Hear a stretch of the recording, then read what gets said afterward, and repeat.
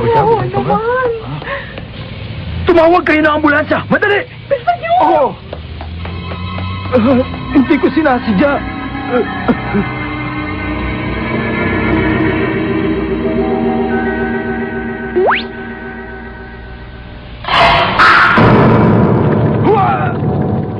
Biglaan ang mga pangyayari.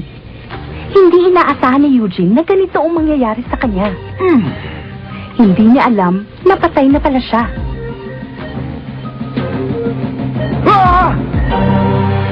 Ang pagpanaw ni Eugene.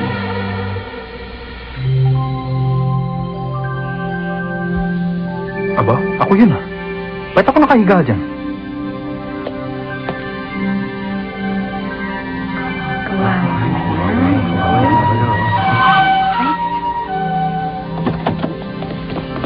Tumabig kayo! Dito ako sa isa.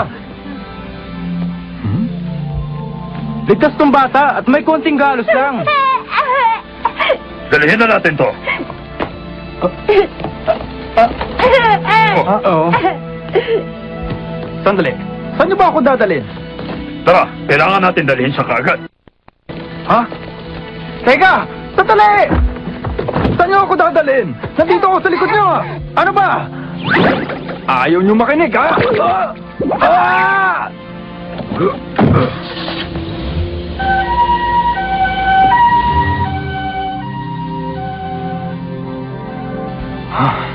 Paano nangyari yun?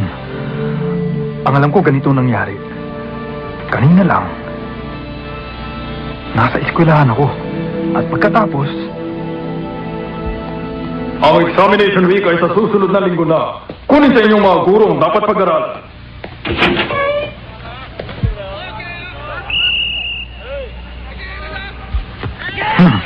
Ayoko nga.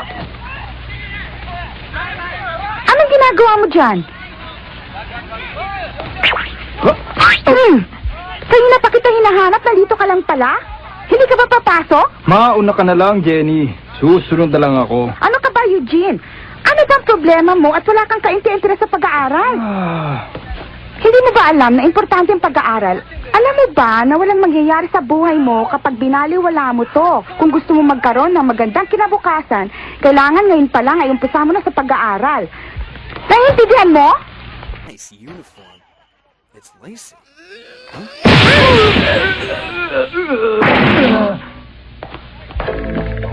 Ang hirap mong kausap! Ayaw makinig sa akin!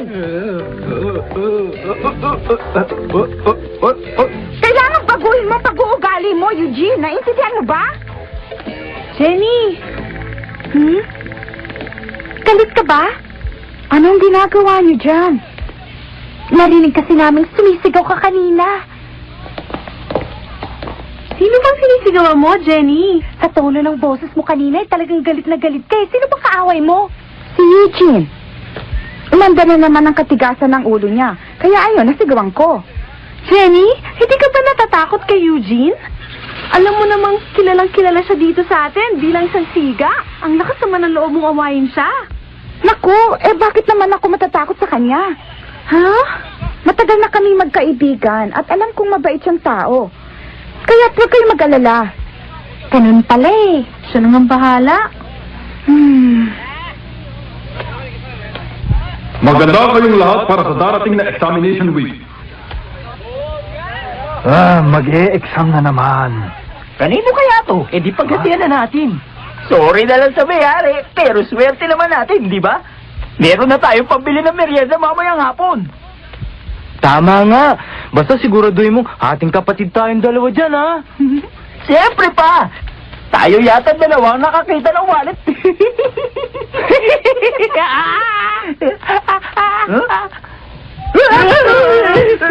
Ikaw pala, sa'yo na.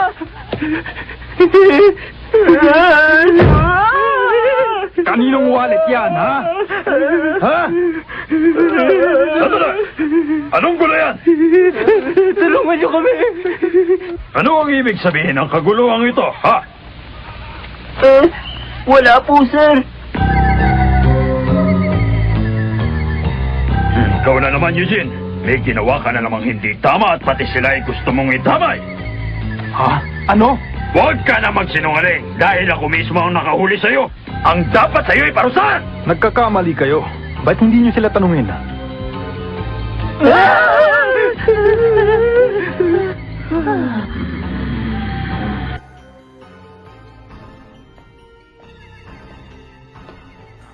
Give me a break.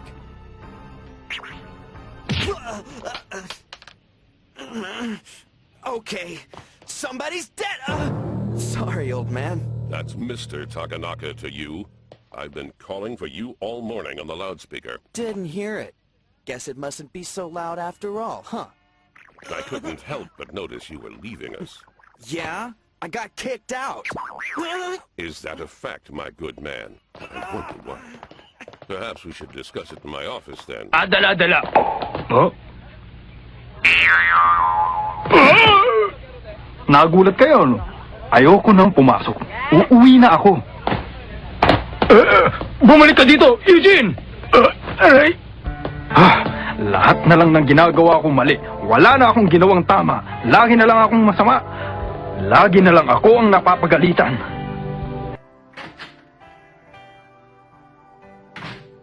Mami, nandito na ako. Ang aga mo yata. Me coffee. Can't believe she's doing that. Why aren't you in school? I left because they pissed me off. Huh? Imposibleng walang ginagawa doon. Sabihin mo, tinatamad ka lang. Pati ba kayo, Mami? Hindi rin naniniwala sa akin? Sinasayang mo lang ang pera natin, hindi ka naman pumapasok.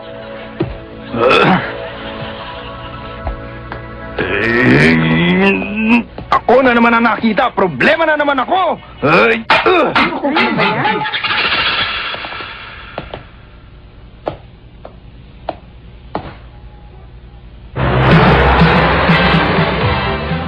Kumusta ka, Eugene? Anong problema mo, Alfred? May kailangan ka ba? Kung iniisip mo lahat ng kaklase natin ay takot sa'yo, ibahin mo ko.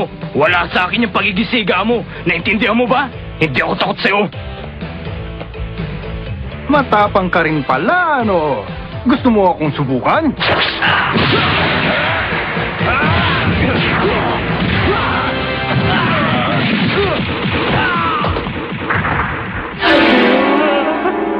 Si Alfred! Sige, uwi!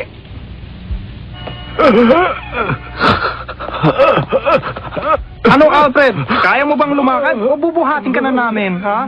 Mabuti pa kaya siguro tumawag na tayo ng ambulansya. Hindi! Hindi pa tayo tapos, Eugene.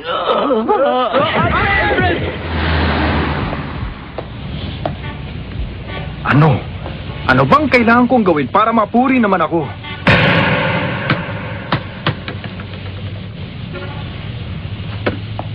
Salamat! Huwag kang maglaro ng bola dito sa tabi ng kalsada! Alam mo ba delikado yan, ha?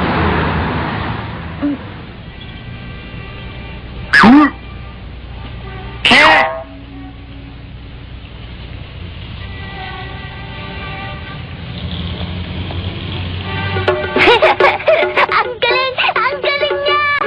Kaya mo ito? Ha? Kaya mo nga? Ha? Sige! Buti pa tong bata. Napapasaya ko. Eto ng bola mo. Sa ibang lugar ka na lang maglaro. Huwag dito sa may kalsada, ha?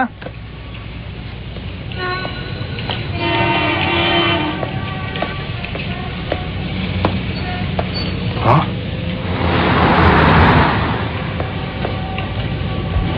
Ang tigas ng ulo ng bata. Sabi nang huwag maglaro sa may kalsada.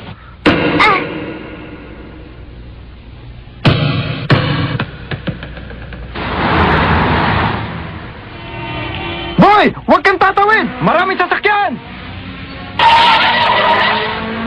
Boy!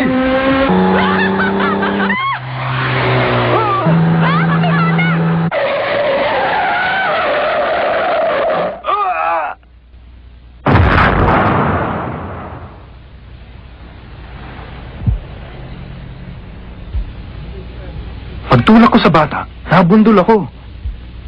Patay na pala ako. Ha? Isa na akong kaluluwa? Ano na ang mangyayari sa akin ngayon? Huwag ka nang matakot. Nandito na ako. Oh? Ah!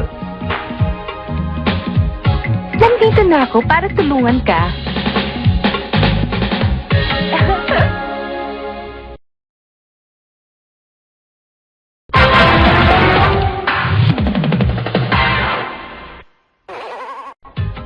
Sino ka ba, ha? Charlie na lang ang itawag mo sa akin. Ako, ang taga-subaybay ng mga kaluluwa, tulad mo. Huwag mo nga ako lulukohin, ha? Ganyan talaga sa umpisa, mahirap paniwalaan, pero masasanay ka rin. Hayaan mo, paliliwanag ko sa'yong mabuti para maintindihan mo. Hindi mo ako maluloko. Matalino ata ako, ha? Totoo lahat ng sinasabi ko sa'yo, hindi kita niloloko. Kung talagang taga-subaybay ka ng mga kaluluwa, bakit hindi mo patunayan sa akin? Sige nga. Ha? Saka lang ako maniniwala sa mga sinasabi mo. Sige, kung yan ang gusto mo, madali lang yan, sandali lang ha. Eto na, palagi kang uma-absent sa klase, meron kang kinuhanan ng laruan nung nasa grade 4 ka pa. Nangopya ka ng assignment at sa exam, palagi kang pinagmumula ng away, madalas ka pang magsinungaling, pati si Jenny inaaway mo. Paano mo nalaman yan? Akin na! Oh, sige na nga. Alam mo na rin ang pangyayari sa buhay ko. Hindi pa rin ako naniniwala. Iniligtas mo ang isang bata.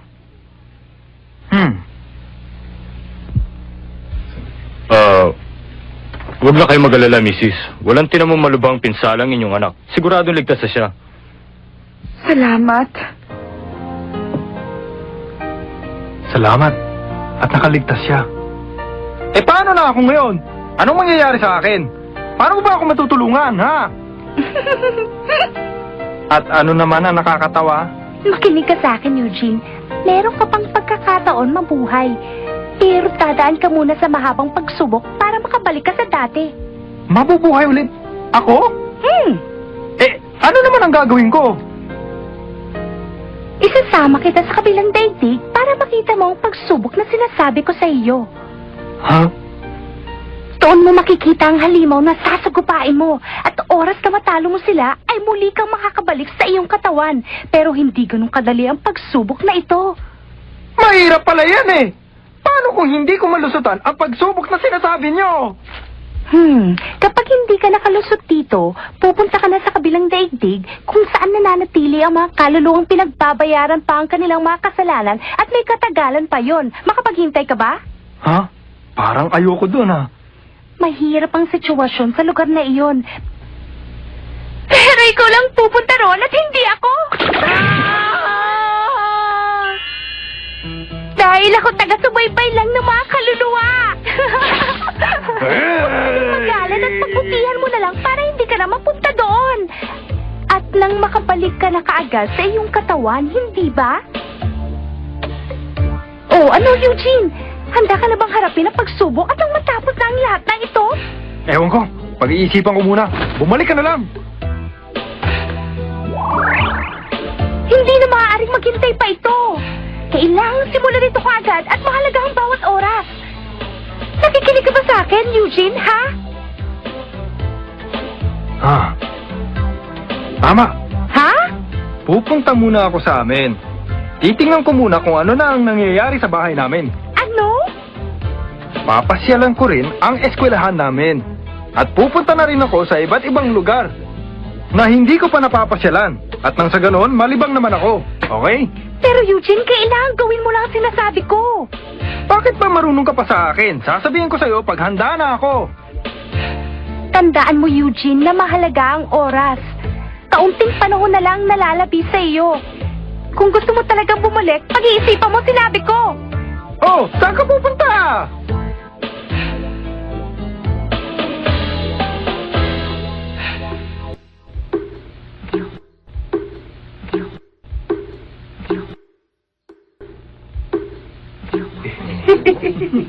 Oh, ba't parang masaya sila? Natutuwa pa yata sila dahil wala na ako sa eskwelahan. Jenny, kanina lang, kausap ko pa siya. Sobra namang umiyak si Jenny, oh. Eugene! Uminahon ka, Alfred! Hindi! May traso pa siya sa akin! Hindi pa kami tapos! Kailangan maglaro si Alfred! Hindi ako naniniwala. Patay ka na, Eugene! Eugene, lumabas ka riyan! Lumabang ka! Tama na! Eugene! Hindi pa tayo tapos! Magtutos pa tayo! Eugene! Tama na, Eugene! Hindi ko makalimutan yun! Yung ginawa mo! Kailangan bumalik ka, bayaran mo ang atraso mo. Hindi pa tayo tapos. Hindi ka pa dapat mamatay. Lumabang ka pa. Tama na, Alfred!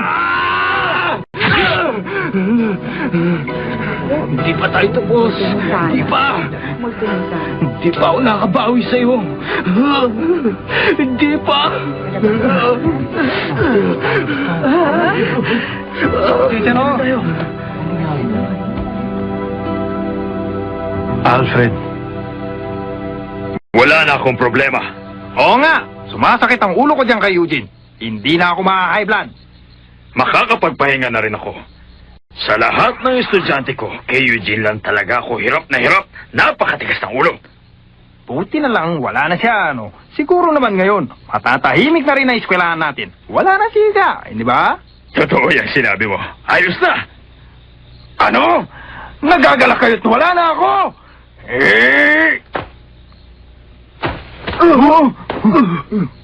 Ano ba naman kayong dalawa? Bigyang galang nyo naman ang magulang ni Eugene at ang mga tao nagluluksa dito. Iba siya.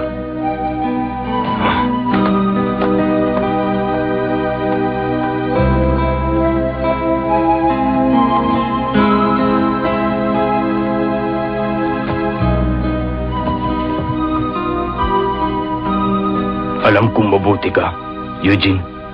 Hindi ka likas sa masama. Naging maikli ang panahon para sa'yo. Hindi na nahintay ang iyong pagbabago. At hindi kita natulungan. Eugene, patawarin mo ko. Patawarin mo ko. Hindi kita natulungan, Eugene. Pagkakamali ko to. Eugene. Ha?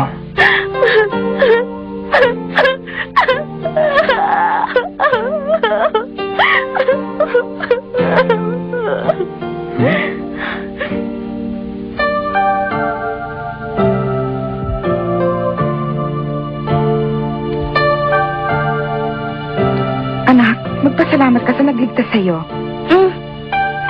Kuya, maraming salamat sa iyo.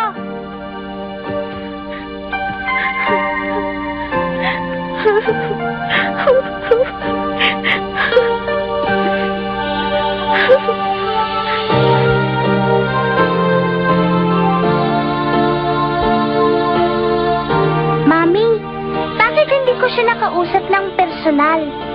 Nasaan siya? Wala na siya. Mami, siguro marami siyang kaibigan. At marami siyang natulungan. Dahil katulad ko, iniligtas niya ang buhay ko. Talagang napakabait niya.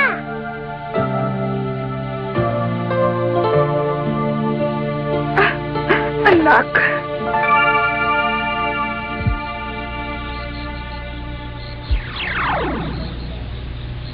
Eugene, handa ka na ba? Yung bata, Bakit? naintindihan niya ang pagkatao ko. Mahalaga pala ako, di ba? Kailangan ka talagang sumama sa akin. Handa ka na ba? Oo. Oh! Oh, sige! Tayo na!